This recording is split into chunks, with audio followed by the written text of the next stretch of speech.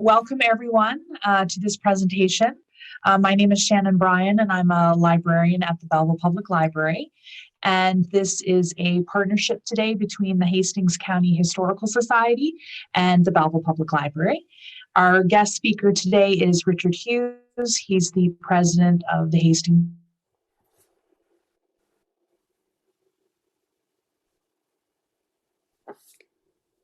County Historical Society. And before I pass along, I want to go through a few technical issues before we begin. The first is we are recording this webinar. So if you have a friend or somebody who wasn't able to sit in today, it will be posted on the Historical Society's YouTube page within 2 to 3 days.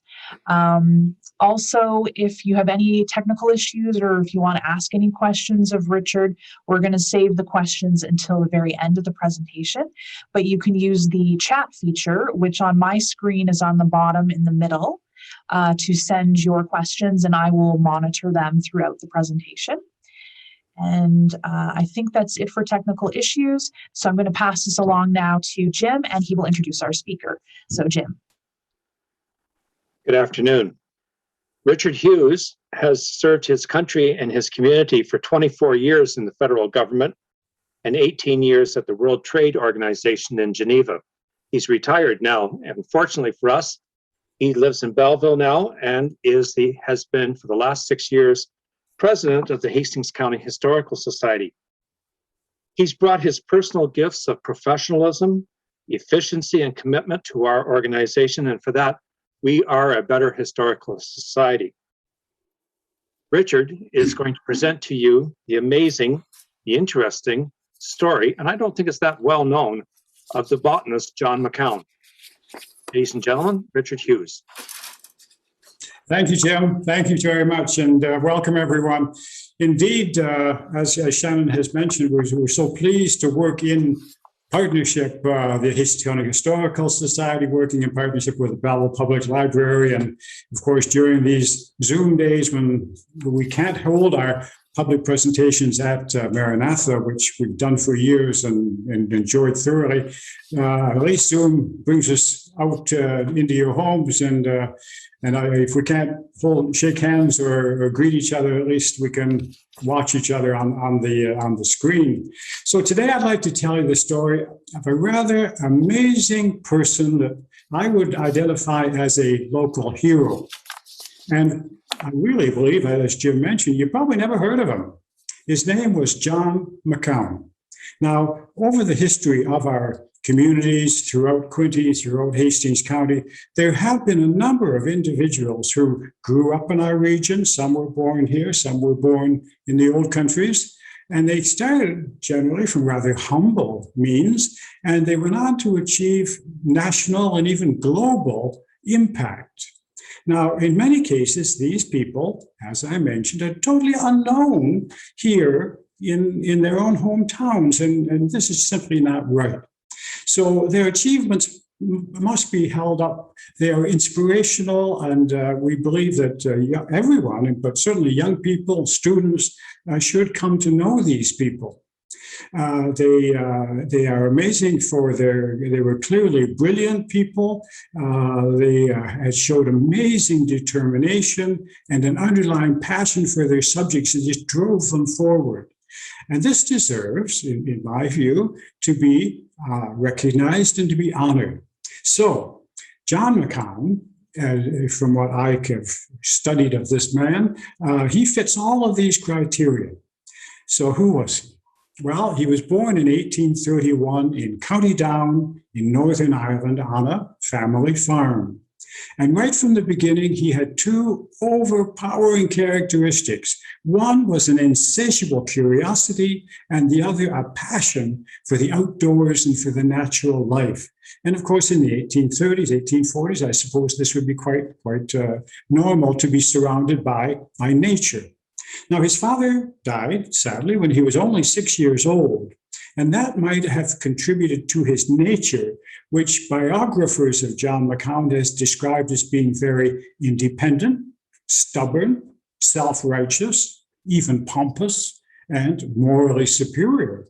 So, not a very colorful description of his character, but All these characteristics made him absolutely determined to succeed. He was also a devoted Ulsterman, devoted to the Crown, to Britain. He was a staunch conservative and an active member of the Orange Order. And these powerful characteristics and these links would guide him through his life. So in 1850, he was 19 years old at the time, and his family moved to Canada, in fact, to a farm near Campbellford in Seymour Township, to be nearer to the brother of his mother, to his uncle's farm. Now, he's working here as a farm boy, and he was in his glory, you could imagine at that time, surrounded by the fields and the forests and all this nature that he somehow just absolutely enthralled him.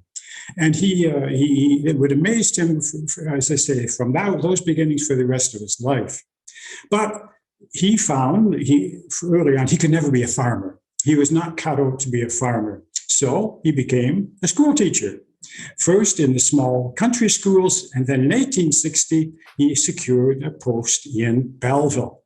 Now, this was likely due to his friendship that he had made with Mackenzie Bowell, who shared his allegiance to the Conservative Party, to the Orange Order, and to many other links. Now, Mackenzie Bowell, as you will recall, was the owner of the Intelligencer newspaper at that time. He became Grand Master of the Orange Order for British North America. And in 1867, Mackenzie Bowell entered the House of Commons. That's Confederation year, don't forget. And he served with John A. Macdonald as minister in several posts, and then as senator. And in fact, he became Prime Minister of Canada in 1894. So he was a very helpful person to be a friend of Mr. John Macoun. So now, settled in Belleville, John Macoun's passion for the natural life drove him to spend all of his spare time studying plants, flowers, mosses, lichens, basically everything that lived in our forests and fields. He knew he didn't have a scientific background. He didn't have the education and training in botany. So he established relationships with expert botanists across Canada, in the United States, and in fact overseas. He drew on their technical expertise and combined it with his natural curiosity. So it worked very, very well for him. Now, Macoun gathered every living plant he could find on his field trips through the area and well beyond. He identified them, and when he didn't have the answers, he drew upon his many contacts in the scientific end of botany. Now, his enormous collections and his close contacts with top-level scientists established him as an expert on the natural plant life through this area, in fact, across this whole region, and his reputation spread. So in 1868, when Albert College established its first chair in natural history, John Macoun was appointed to this post. It's quite likely that Mackenzie Bowell would have had a hand in that as well. So just to digress for a second here, Albert College, which we know and love here in the Belleville area, is a magnificent school. Albert College at that time was located on what is now College Street. Now, obviously, that's where the name came from. It was first established as a seminary of the Methodist Episcopal Church back in 1857. And then in 1866, it received its university charter. It was affiliated with the University of Toronto. For whatever reason, in 1884, it changed back to become a high school. It was seriously damaged in a fire in 1917, at which point the new school on Dundas Street that we know today was built, and it was opened in 1826. So getting back now to John Macoun. In 1872, John Macoun's life took a critical turn. He was out on one of his many field trips in the area. In fact, he was in the Owen Sound area. And he bumped into a fellow by the name of Sanford Fleming, who at that point was a chief engineer for a railway that was proposed to be built from Montreal to the Pacific coast. Now, Fleming had been proposing such a railway for some years, but all of the land in the West at that time was controlled by the Hudson's Bay Company. Now, just as a historical note, and to digress again, the way back in 1670, 200 years earlier than what we're talking about, King Charles II had granted a charter to the Hudson's Bay Company for a territory which he was called Rupert's Land. It comprised what is now all of northern Quebec, northern Ontario, all of the prairies right out to the mountains, and all of the Great North. It was an immense, immense area. So again, moving forward now 200 years to 1867, we see the Americans had just purchased Alaska from the Russians for $7.2 million. It was a pretty good investment for them at the time. And they indicated an interest in buying Rupert's Land from, of course, the Hudson's Bay Company. You can imagine if that had gone through, right? So anyways, the British government firmly opposed this. No, they insisted that Rupert's Land be returned to the Crown. And in 1869, Rupert's Land was sold to Canada for $1.5 million. 2/3 of what is now Canada came under the federal government. Now, here's another interesting historical point. It was Sanford Fleming in 1884 who developed the concept of standard time zones around the world. Excuse me. Previously, every town and city along the route had their own local times, which made railway schedules almost impossible. And Sanford Fleming also designed the first Canadian postage stamp, the 3-penny beaver. So once again, once Canada had control of the West and the government confirmed that it wanted to build a railway to the Pacific to unite the country and to settle the whole country, Fleming was contracted to conduct extensive surveys of the prairies, of course, to find the best route, of course. He concluded that the best route would be across the northern part of the prairies, more fertile land, better for agriculture and settlement. But as I mentioned at the beginning, fate brought him into contact with John Macoun. And he was so impressed with Macoun's knowledge of the natural life that he invited him, John Macoun that is, to join his survey of the West. Now, Macoun traveled west 5 times over 9 years with a view to confirming the most favorable lands for agriculture and in consequence, the routing for the Canadian Pacific Railway. He had a vision. Of course, John Macoun was always a man filled with visions and dreams and incredible energy. He had a vision of Canada attracting millions of immigrants from Europe to fill the Great West and create a stronger country and a rich economy for Canada. So Macoun concluded that a southern route would be the most productive. And with his influence in Ottawa, again, here's Mackenzie Bull and Sir John A. Macdonald. So with his influence in Ottawa, he convinced the Conservative government to take the southern route. His choice won the day. The government was eager to settle the southern prairies as there were threats still from the Americans thinking that they could expand northward. And the government could see great wealth coming to the country and to them from agriculture in terms of potential exports. So it is generally acknowledged by the people, even at the time, that Macoun was a bit overly optimistic. He felt that the southern prairies had enough snow melt and then rainfall in the spring to sprout the grain and grow it through the dry season of the summer. But he failed to take into account just how very dry the prairies can be in summer, and they were subject to severe droughts, such as the 1930s.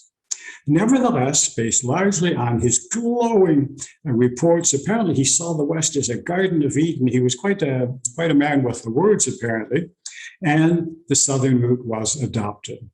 Some say that Macoun shaped the map of Western Canada as we know it now, as major cities were established along the railway, like Calgary, Regina. And today, as we know, the southern prairies, they are indeed a sea of waving wheat in the late summer. So we come up to 1879, and Macoun's old friend, Mackenzie Bold, he keeps popping up here, doesn't he? He was then Minister of Customs in the government of Sir John A. Macdonald, and he intervened again, and he had Macoun hired by the Geological Survey of Canada with the title of Explorer of the Northwest. And soon after that, he was appointed as Dominion Botanist. All this for a man who never had any education or training in these fields, just that inner force and drive that, educated, self-educated, I guess we'd say today. Through all of these adventures, something to bear in mind, from 1860, John Macoun and his family were living right here in Belleville. He conducted all of his research and all of his surveys while living right here in Belleville. However, as time went on and his life became more centered in Ottawa, and with his many political connections there, which apparently he rather enjoyed, he moved his family to Ottawa in 1882. After that would be 22 years in Belleville. So, a good part of his life and where his children were born was right here in Belleville. He was apparently quite an intellectual and a social star in Ottawa, friend of many political leaders, a friend of the Governor General. He was also apparently an excellent lecturer, combining his vast knowledge. He was a pretty good orator, we understand, and he even had a sense of humor.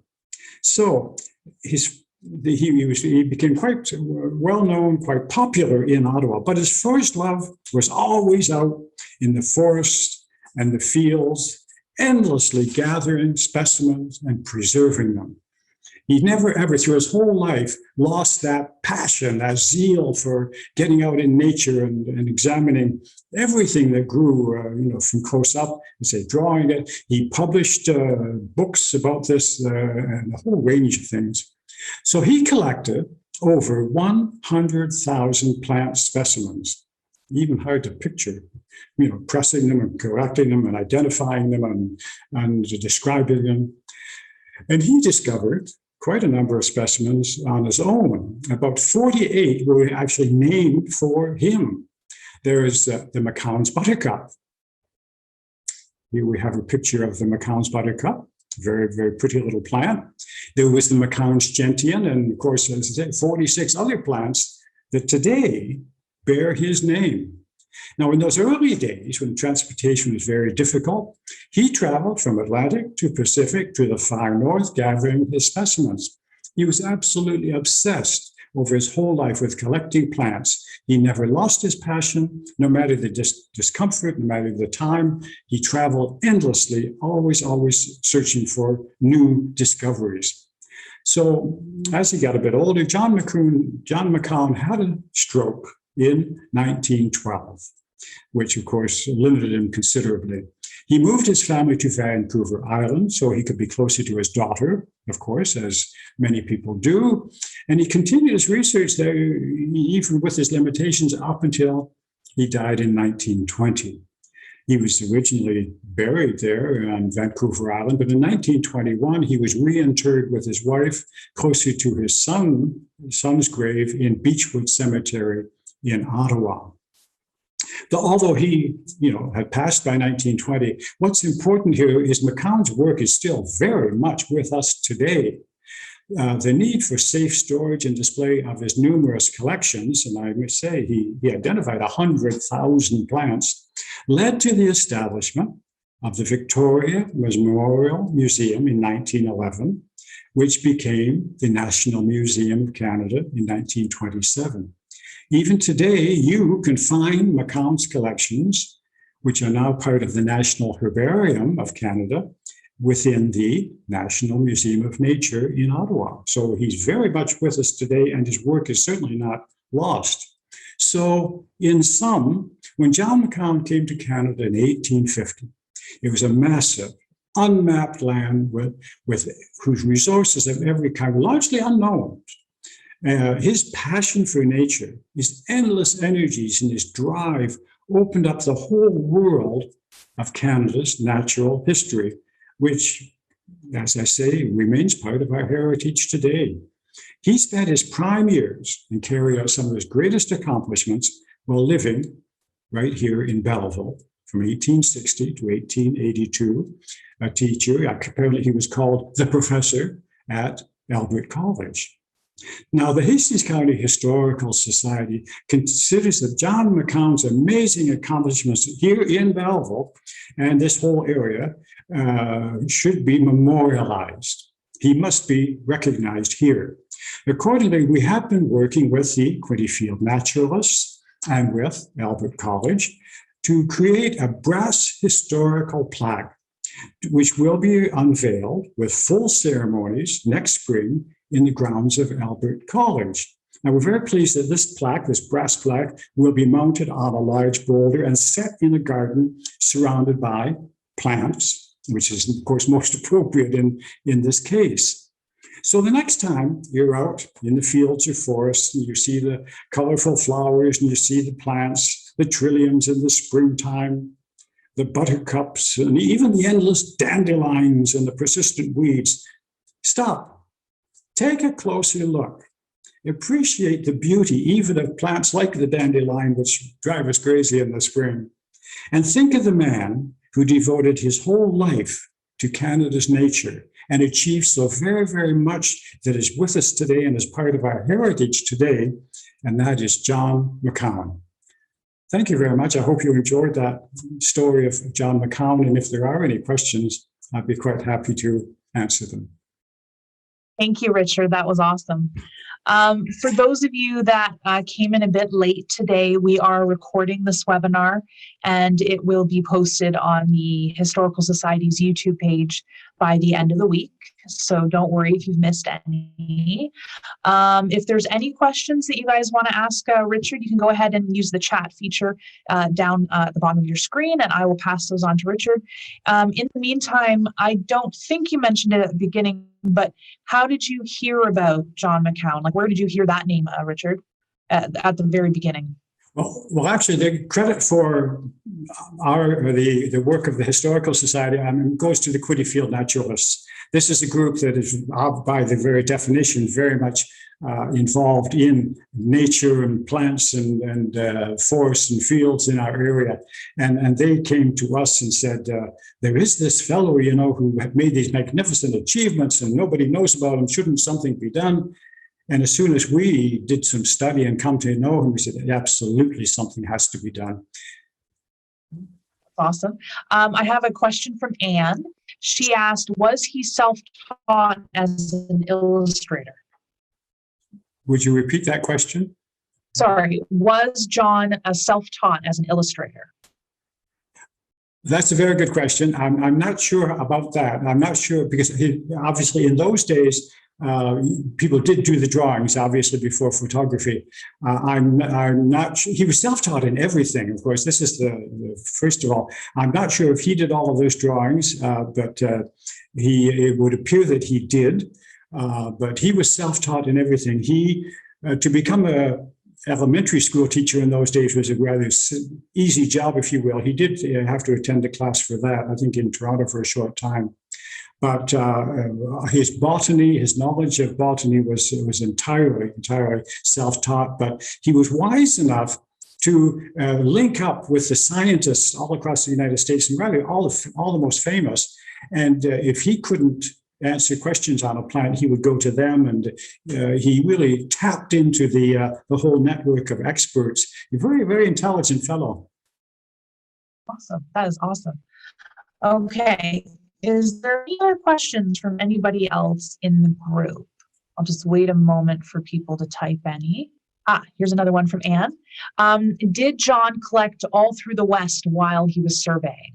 Absolutely. He made 5 trips west. Now, this is before there were railroads, of course. So he was going by Red River cart or horseback or whatever. But he made 5 trips to the west over 9 years, surveying the north, the middle, the south, because, of course, his job was to determine which would be the most fertile if we put the railroad through, that's where settlement is going to go, which would be the best place to put it. Now, as we say, originally, Sanford Fleming wanted the northern route. I think they call it the Yellowhead. If anyone has driven across Western Canada, that's the northern one that would go through the Saskatoon and then further north. And it's a very, Sanford Fleming favored that routing. But Macoun, he favored the south. He went out there apparently, did a lot of surveying in the springtime. And of course, the land is absolutely full of fresh blooms, fresh grasses, fresh everything. So he was a little bit off there. If he'd gone in the middle of the summer, he might have seen a different picture. But basically, he made 5 trips, horseback, wagons, whatever. And he collected, and he went into the north as well. He went up even into the Yukon collecting.